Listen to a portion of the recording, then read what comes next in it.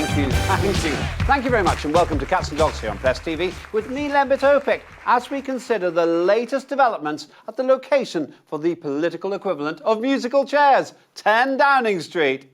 So the Conservatives dump trust for Rishi Sunak to stall the fall of the British Empire and the Tories.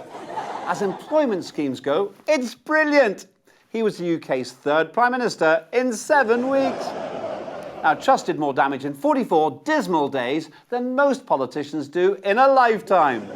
She tried to borrow billions and give it to the rich, which annoyed the poor. Then she changed her mind, and that annoyed the rich too. Interest rates rocketed so much the extra payments could pay for Boris Johnson's Downing Street flat refurbishments 1,000 times every day for literally years. I worked it out. Now, Sunak could claim, oh, forget trustonomics, I really know how to turbocharge national borrowing. And it's true. This man converted a tricky virus into £2 trillion of national debt. Now, here's a thought. When Sunak first visited King Charles III, he maybe said, oh, hello, Your Royal Highness, I replaced Liz. To which King Charles maybe replied, oh, I replaced Liz too. What a coincidence. The big difference between the two Liz's is that the Queen spent 28,782 days in office, while Truss managed just 44. Oh, and unlike Truss, the Queen didn't actually ruin the British economy. Can Sunak afford the price hikes on energy? Of course he can. He and his wife are worth 730 million quid. That's around twice the estimated wealth of King Charles III. Which is unfair, because heating Buckingham Palace must be at least twice as pricey as Downing Street. Oh, one isn't jealous, just a little shocked, I suppose. Now, the super-rich PM's main goal is now to make poor Britons repay Dizzy Lizzie's multi-billion buck blunders and all the stay-at-home COVID-19 handouts he gave out himself. What does the public think?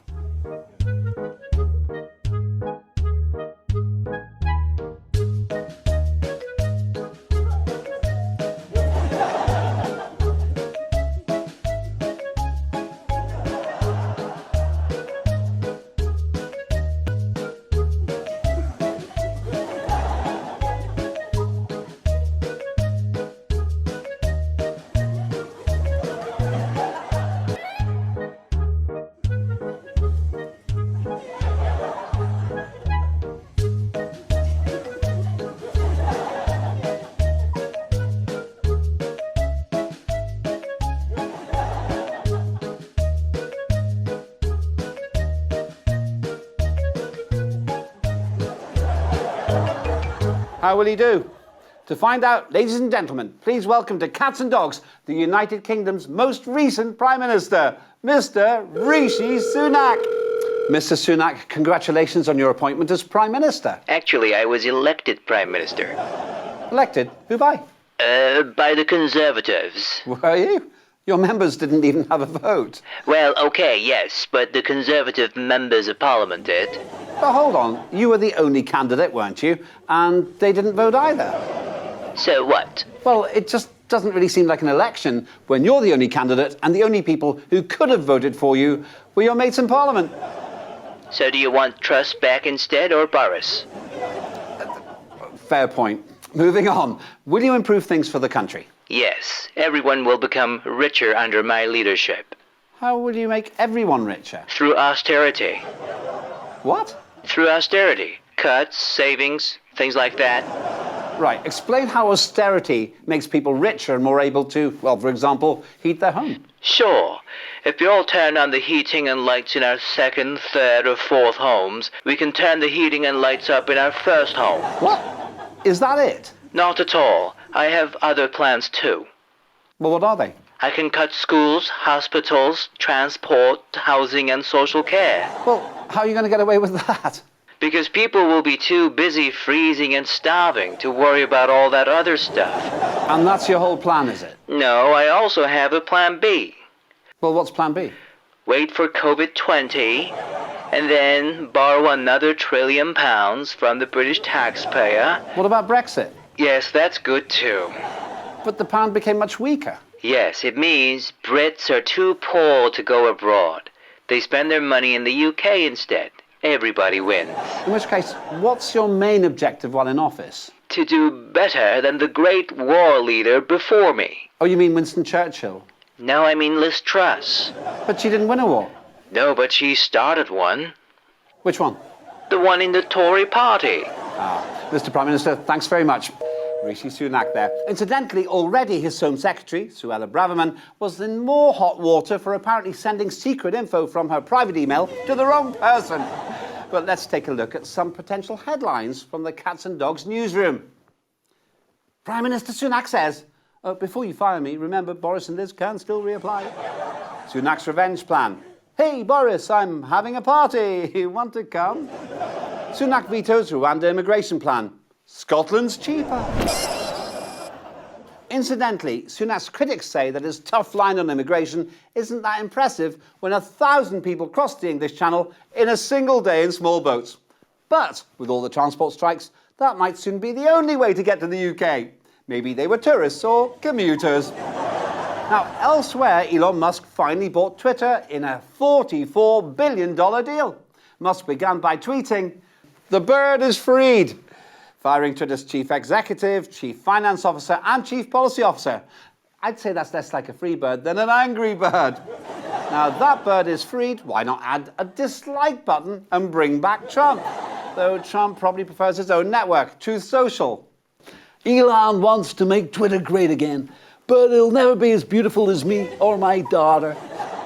In 2016, free speech crusader Musk also cancelled the Tesla order from a blogger who criticised him. And in 2021, Tesla asked the Chinese to censor criticism of the company on social media. So how free is this bird? Now, Musk said he wasn't buying Twitter to make more money, but to help humanity. But might he destroy humanity instead? This hypothetical but scary question sparked much controversy in the US political arena. Take a look.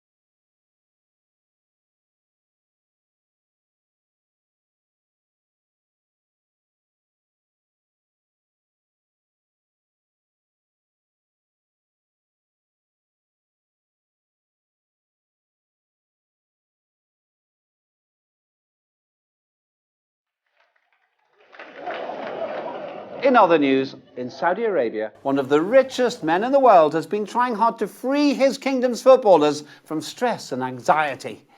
أول شيء ألف مبروك التأهل ودائما يعني المنتخب واللعيبة والفريق القائم والوزارة والاتحاد يقومون بجهد لضمان التأهل. هذا أصبح شيء يعني لازم بالنسبة لنا كسعودية وكمنتخب سعودي. أنا أعرف مجموعتنا صعبة هالسنة في كأس العالم، فما حد متوقع مننا حتى نتعادل أو نفوز، فاللي بيقولوا لكم فقط خليكم مرتاحين، العبوا لعبكم واستمتعوا في البطولة. مجموعة صعبة فيها من أقوى فرق العالم، ما هو متوقع فوز أو تعادل. اللي نبغاه منكم أنكم تلعبون لعبكم المريح اللي يؤدي، وإن شاء الله القادم أفضل. فأنا ما أبغى أي أحد يكون تحت ضغط نفسي يمكن يأثر حتى على أدائكم الطبيعي. Now that's got to be the world's worst ever pre-match pep talk in history.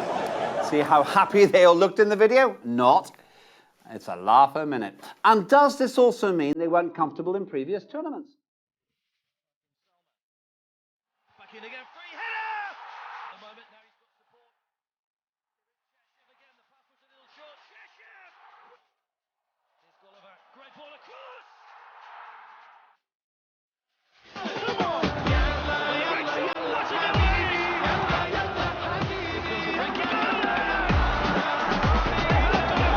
Now, maybe that sort of go out there and lose pep talk caused those problems in 2018 when the Saudis lost 5-0 to Russia. We lost, but we enjoyed it.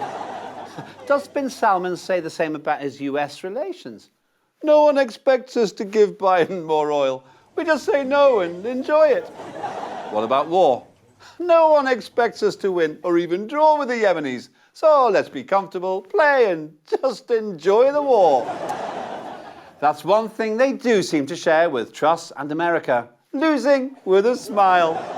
That's all for this week. Join me again next time for the latest on Sunaconomics, who's paying for it, and if there's any way to dislike anything on Twitter without getting cancelled. That's all on Press TV with me, Len Topic.